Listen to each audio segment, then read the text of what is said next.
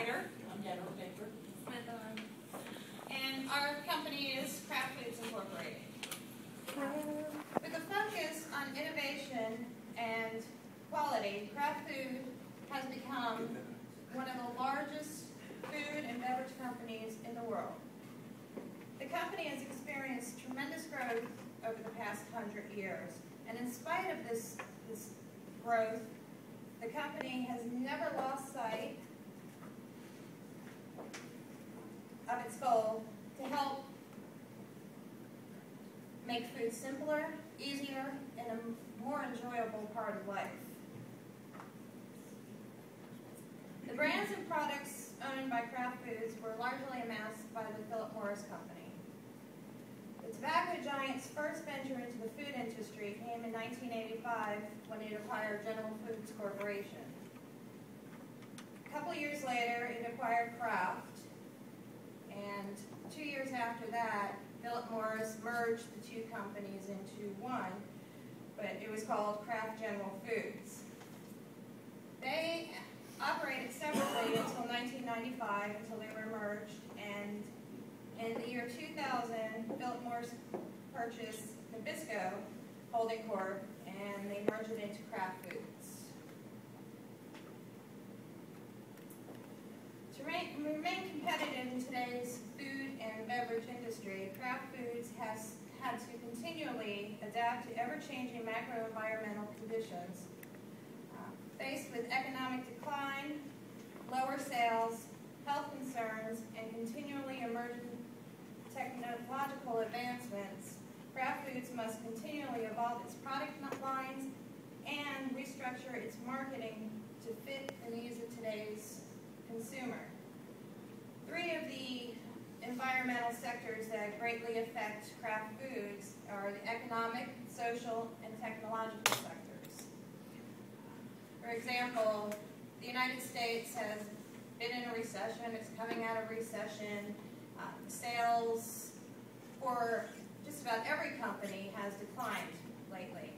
Because of these declining sales, Kraft Foods has looked towards moving their headquarters to Switzerland, where there's a steady economy, a high standard of living, and a favorable tax environment.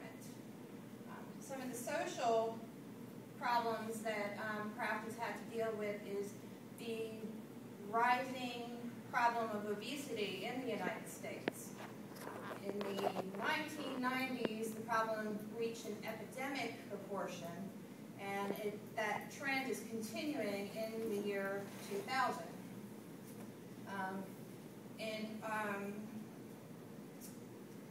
Kraft was actually faced with a lawsuit concerning their Oreo cookies with the trans fatty acids that were found in those cookies. And since then, Kraft has taken the initiative to educate the public on the growing obesity problem, and has also made changes in their product line to reflect healthy alternatives. Technology has been a great influence in every aspect of our lives. And because of technology, Kraft has been able to achieve a higher quality and lower cost in their products. They have enhanced their market position through the integration of societal and industrial level technological changes. Kraft has also formed a partnership with Medicine Technologies, and they are using their technology platform to discover effective bioactive ingredients suitable for food use. Kraft is also utilizing a new form of technology called the Eco Calculator. And the Eco Calculator provides efficient packaging systems which helps to reduce costs, and it also helps to reduce the garbage in our landfill. When analyzing the company, we did a SWOT analysis on them. And having been in operation and been very successful for many years, obviously one of their big internal strengths is their brand recognition and loyalty. having dedicated themselves to providing quality products at affordable prices. Thousands of consumers around the world and the United States now, are familiar with Kraft, feel comfortable buying with it, so that's given them a great amount of internal strength. Also, Kraft operates as an open innovation concept, and actually within their website they have a link where entrepreneurs and other industry leaders can come in and form partnerships or provide new innovative ideas that may enhance their products or the way that they function. So by having that open innovation, Kraft is able to maintain a kind of like a first mover competitive advantage, and they're not limited to the ideas internally within their organization.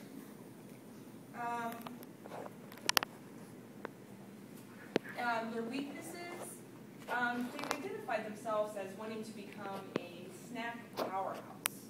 And predominantly, they are doing that in producing all snack foods.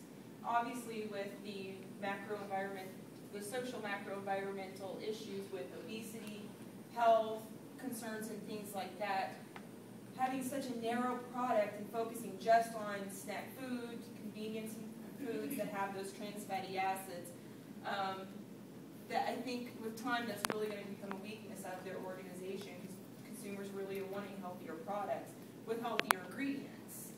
And also there is a decreasing in investor confidence, having sold their Tombstone line off to one of their competitors, Nestle, the frozen pizza industry, and also recently lost their partnership with Starbucks Coffee.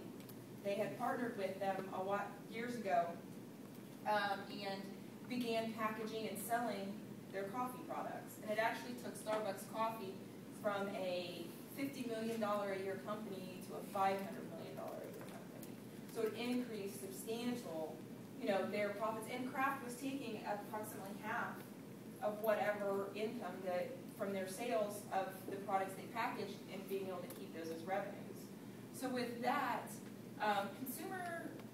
the investors have really started to question the long-term profitability of it. They've also acquired European-based Cadbury, which they acquired for, I think it was $18.6 billion.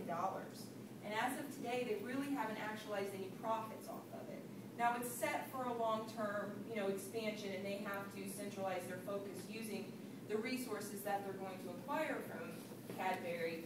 But having expended that, got rid of their Tombstone, it's really kind of left investors in other areas kind of questioning what's going to happen. Now, opportunities. Because of the economic downturn, many of the consumers now are looking for that cheaper products. We need to save our money, we don't want to spend it. So a lot of them are turning to private labels or store brand products. And actually the store brand products, or the private labels as they say, have benefits actually to the retailers who sell them, like Walmart or other companies. They actually offer 10 percentage points higher gross profit margins to retailers. And in turn, they offer 20 to 40% savings to the customers that are purchasing them. So that market is really an opportunity for Kraft to take advantage of and expand into. Also with the opportunities, the increasing demand for healthy products. Being a snack powerhouse, there are things that Kraft can do to make their products healthier, more appealing to the consumers who want those healthy snacks. Kraft has wonderful packaging techniques and innovations, which allows for convenient packaging of the right sizes.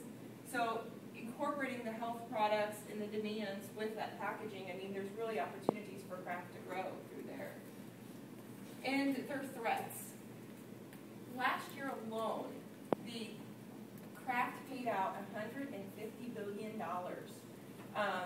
Experienced a $150 billion increase in commodity prices. So with the rising cost of commodity prices and decreasing sales and customer demand, the commodity cost prices are a real threat to their gross profit margins. And then also, like I said, the decreasing customer demand. A lot of us you know, yeah, we like Oreos or, you know, our